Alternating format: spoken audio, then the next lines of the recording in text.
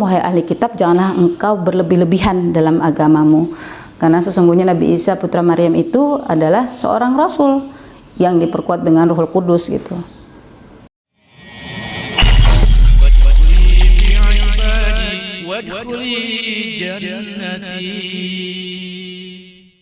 Apa ya, semacam indikator lah gitu ya waktu itu, tentang pokoknya yang ngebahas tentang Yesus aka Nabi Isa alaihissalam. Qadarullah, justru dari ayat-ayat tentang Nabi Isa Allah izinkan saya menemukan kebenaran. Bismillahirrahmanirrahim.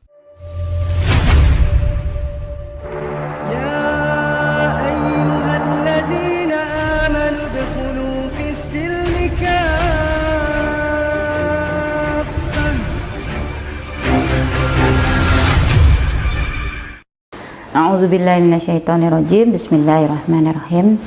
Assalamualaikum warahmatullahi wabarakatuh. Nama saya Anissa Teresia. Kalau dulu mungkin ada yang cukup familiar dengan nama panggilan saya di layar kaca ya, Tere. Saya dilahirkan dalam keluarga Nasrani beretnis suku Batak, Sumatera Utara. Lahir di Jakarta 2 September 2000 syahadatnya, 2 September 79 lahirnya, dengan nama pemberian orang tua Teresia Ebena Ezeria Boru Pardede ya. Dan qadarullah saya dilahirkan sebagai anak keempat dari 5 bersaudara, di mana 3 kakak saya perempuan dan 1 adik saya adalah laki-laki. Kalau ditanya dulu gimana? Dulu alhamdulillah. Dulu keluarga saya membesarkan dengan nilai Nasrani yang taat. Alhamdulillah.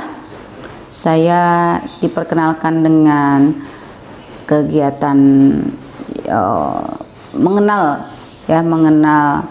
keyakinan saya dahulu yang merupakan keyakinan orang tua saya, sampai akhirnya saya diizinkan Allah untuk mengoptimalkan akal saya pada waktu,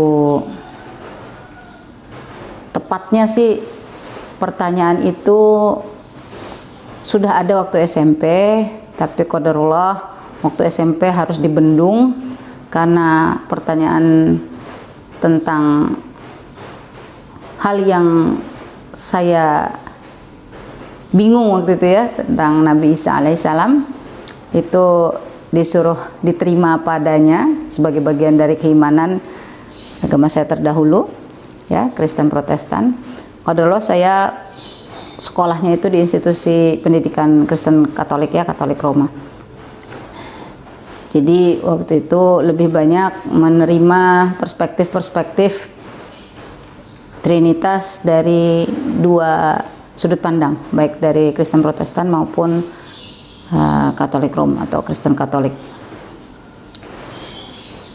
Qadarullah juga Allah izinkan saya melanjutkan kuliah di era keterbukaan informasi yang subhanallah luar biasa ya. Di eranya reformasi itu tahun 98 lagi seru-serunya. Saya diizinkan Allah Subhanahu wa taala kuliah di Depok. Di situ juga sebagai kampus yang sangat kritis dalam membuka wacana berpikir. Alhamdulillah saya juga dipertemukan di sana dengan salah seorang teman saya, seorang muslimah juga, yang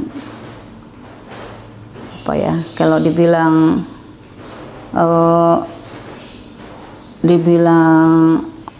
kalau sekarang ditanyain ini termasuk muslimah yang jenis apa gitu, kayaknya sih kalau dulu ya muslimah yang asik-asik aja gitu saya mikirnya gitu ya, karena dulu saya sebagai seorang Nasrani ya ngelihatnya ya kalau nggak nggak pakai hijab gitu ya, ya asik-asik aja gitu. Karena kalau dulu perspektifnya kalau tertutup gitu malah wah ini kayaknya mungkin radikal gitu ya. Karena isu tentang radikal sebenarnya sudah lama ya berhembusnya ya. Waktu saya masih kuliah juga udah dibahas tuh. Karena lagi seru-serunya waktu itu berbagai isu pengeboman ya di gereja-gereja itu udah mulai di tahun awal 2000-an gitu. Singkat cerita, kami diskusi banyak hal, mulai dari pembahasan tentang teori-teori yang kami terima di kampus, termasuk di dalamnya bahas tentang teori komunikasi karena kami dari FISIP, terus juga bahas macam-macam sih sebenarnya, ya layaknya anak kampus ya, lagi seru-serunya membahas tentang alam semesta dan isinya, sampai akhirnya satu pertanyaan yang luar biasa timbul di benak kita berdua waktu itu. Jadi sebenarnya who create this universe? Oke, ini sebuah pertanyaan yang sangat menarik karena di satu sisi kalau mengacu pada kitab yang saya yakini dahulu, kitab itu mengatakan memang Allah gitu ya. Tapi kami juga diinternalisasi dengan pemahaman, pemikiran bahwasanya konsep ketuhanan itu satu dalam tiga gitu. Akhirnya pembahasan berkembang menjadi membahas siapa sebenarnya Yesus itu gitu. Karena saya juga merasa punya obligasi ya, karena memang pastinya kalau teman-teman yang cukup aktif di kegiatan-kegiatan kepemudaan saat itu gitu ya, sebagai seorang Nasrani pasti punya semacam tanggung jawab sosial lah untuk menyampaikan kabar gembira bagi domba-domba yang hilang gitu ya. Subhanallah. Jadi qadarullah teman saya ini juga keluarganya agak seru gitu ya. Neneknya seorang Nasrani yang masuk Islam gitu. Sementara ada juga keturunan dari pihak keluarga besarnya yang masih Nasrani gitu. Jadi dari situ saya terpikir, oh mungkin ini adalah jalan untuk saya menyampaikan kebenaran supaya teman saya ini kembali ke jalan salib yang dahulu saya yakini gitu ya. Subhanallah. Justru dari situlah pembahasan Allah izinkan terbuka. Teman saya bilang, ya Yesus sih kita percaya juga. Saya kaget gitu. Hah, kok bisa? Kan Nabi Muhammad. Iya, itu Nabi terakhir. Sebelum Nabi Muhammad ada Yesus. Kami mengenalnya dengan Nabi Isa alaihissalam. Tambah kaget saya. Hah? Jadi ada hubungannya gitu? Kok bisa? Ya bisa lah. Kan Nabi banyak. Kalau Tuhan cuma satu, Allah. Nah, cuman karena sudah mulai ada tendensi-tendensi darah muda ya, dengan semangat berapi-api, jadi untuk sama-sama menjaga agar pembahasan ini tidak menjadi bola liar, kita sama-sama ya udahlah, ntar juga cari tahu sendiri aja, kan banyak ini sekarang banyak sumber buat ngeriset.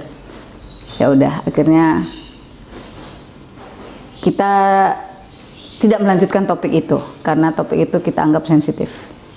Tapi qadarullah sparks yang sudah dipantik gitu ya, teman saya udah memantik pertanyaan itu, membuat curiosity saya terus berkembang sampai akhirnya saya mencari berbagai sumber ya. Alhamdulillah waktu itu udah mulai banyak ya untuk tempat mengakses buku-buku ya, dan Masya Allah waktu itu juga lagi seru-serunya ada ditemukannya Injil Barnabas, terus buku-buku yang membahas tentang perbandingan agama itu akhirnya saya temukan juga ya. Ada buku The Choice Ahmad Didat, terus ada bukunya Profesor Maurice Bucaille ya tentang Bible, Quran dan Science gitu ya, mencoba membedah lah, lebih tepatnya membedah perspektif-perspektif terkait dengan Bible, terkait dengan Al-Quran yang hubungannya dengan sains gitu. Is it make sense or not gitu. Dan itu sih luar biasa ya, buku-buku yang menarik gitu ya. Saya juga sempat baca bukunya Karen Armstrong, Sejarah Tuhan, dan ada Dialog Tiga Agama Satu Tuhan, dan ada beberapa lainnya ya, yang pada akhirnya semua itu merujuk pada referensi utama, which is ada Bible, ada Quran. Karena tidak puas gitu ya, akhirnya saya mulai kalau Bible waktu itu adalah kitab yang saya yakini sebagai kebenaran. Lalu saya mulai penasaran nih dengan Quran yang merupakan kitab sucinya Muslim ya pada saat itu. Akhirnya dengan penasaran saya buka, saya cari beberapa semacam indikator lah gitu ya waktu itu, tentang pokoknya yang ngebahas tentang Yesus aka Nabi Isa alaihissalam. Qadarullah, justru dari ayat-ayat tentang Nabi Isa Allah izinkan saya menemukan kebenaran. Ada salah satu, sebenarnya nggak salah satu sih, banyak. Ada beberapa ya, karena saya mulainya dari belakang. Kalau teman-teman yang umum biasanya baca Bible kan normal gitu ya, dari sini ke sini gitu ya. Kan kalau Quran kan dibalik ya, gitu. Qadarullah, karena saya dulu suka sama benda-benda yang berbau Jepang-Jepangan kan dari belakang juga ya, jadi nggak terlalu bingung gitu. Kalau kayak ada beberapa sahabat saya itu baca Quran langsung ketemu surat Al-Ikhlas gitu. Karena saya ngikutin dari awal, Al-Fatihahnya di depan, itu masih penuh dengan ada sejumlah asumsi lah ya, karena dulu juga kan ada pemahaman yang miskonsepsinya luar biasa ke saya gitu, bahwa ternyata umat Islam itu selalu minta ditunjukkan jalan yang lurus, karena mungkin mereka nggak pernah tahu jalan yang lurus, makanya minta terus kan gitu. Yang saya pahami dulu ya, miskonsepsi yang salah. Dan ketika saya baca surat Al-Fatihah itu juga saya masih berarti nggak firm nih kan gitu, nggak firm. Oke lah, baca lagi lanjutannya. Qadarullah, surat Al-Baqarah membahas tentang Nabi Ibrahim, kisah Abraham ya, kalau dulu saya mengenal Abraham, dan dari situ sudah mulai penasaran. Jadi sebenarnya siapa yang dikorbankan gitu ya. Terus Masya Allah, kalau dibuka luaskan itu kan ternyata ada ayat-ayat yang ya nanti memang penting banget sih kita untuk belajar, terutama teman-teman yang sudah memilih bersyahadat ya, untuk belajar secara rinci mengenai milah Ibrahim ini ya, jalannya Nabi Ibrahim ini. Kenapa Allah izinkan yang lurus, yang hanif itu? Kalau di surat Ali Imran ayat 67 ayat 68-nya itu Nabi Muhammad SAW gitu. Padahal yang mengklaim pengikutnya Nabi Ibrahim itu ya baik Yahudi maupun Nasrani mengklaim keduanya adalah pewaris agamanya Nabi Ibrahim gitu ya. Tapi kenapa Allah izinkan Nabi Muhammad yang diklaim valid di dalam surat Al Imran ayat 67 gitu. Sebelumnya itu saya sempat juga baca Al-Baqarah 253, dijelaskan bahwa memang Rasul itu ada yang dilebihkan beberapa derajat, termasuk diantaranya Nabi Isa alaihissalam ya. Allah izinkan beliau bisa menyembuhkan orang sakit, bahkan membangkitkan orang mati dengan izin Allah gitu.